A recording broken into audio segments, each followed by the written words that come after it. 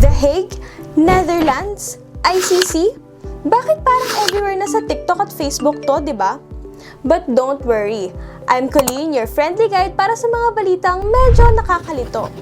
In this video, let's break down kung ano ang nangyari, bakit may kaso, at ano nga ba ang mga posibleng mangyari sa mga susunod na araw. Kaya tara, next view!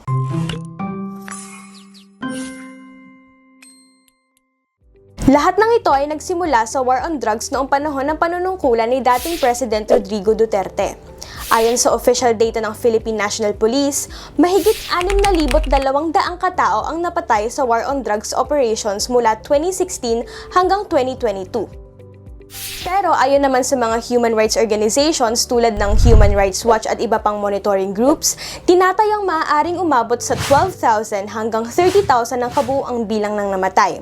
Kasama na rito ang mga pinaghihinalaang vigilante-style killings. Libo-libo ang namatay sa operations at ayon sa mga human rights groups, marami rito ang allegedly under ng extrajudicial killings o yung mga napatay ng walang trial. Dahil dito, pumasok ang International Criminal Court o ICC noong 2018. Sila ang nag-imbestiga kung may crimes against humanity ba ang nangyari. Pero bakit sila nakikialam? Kasi under international law, kapag hindi kayang imbestigahan ng bansa ang sarili nitong opisyal, ICC ang pumapasok. Since kulang ang investigasyon sa Pilipinas, sila na ang kumilos sa The Hague, Netherlands. Ngayon, isa sa tanong ng masa, di ba umalis na ang Pilipinas sa ICC noong 2019? May authority pa ba sila?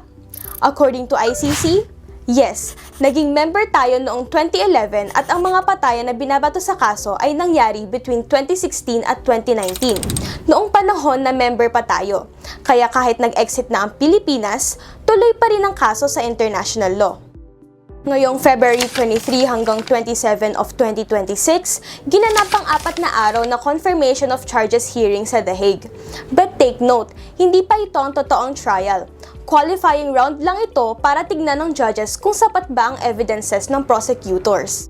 Si former President Duterte na nasa ilalim ng ICC custody mula March 2025, na ngayon ay 80 years old na ay hindi sumipot. Dahil pinili niyang i-waive ang attendance dahil sa health issues. Gayunpaman, patuloy siyang nirerepresenta at dinedepensahan ng kanyang mga abogado o defense team. Pagkatapos ng hearing, may 60 days ang judges para magdesisyon. 3 lang ang posibleng mangyari. Una ay ang green light or charges confirmed. Kung malakas ang ebidensya, magpapatuloy ito sa full trial. Dito natitignan kung guilty o hindi ang former president. Pangalawa naman ay ang red light or charges declined. Kung mahina ang proof, ibabasura ang kaso at pwedeng makalaya siya. At pangatlo, yellow light or adjourned. Kung kulang ang ebidensya, sasabihan ng prosecutors na maghanap pa ng dagdag na proof. Ang desisyon, inaasahan sa April. For the victims, ito ang kanilang inaasam na hustisya. Para naman sa kampo at mga tago-suporta ng dating Pangulo, mas gusto nilang idaan ang kaso sa lokal na korte kaysa sa pamamahala ng isang internasyonal na institusyon.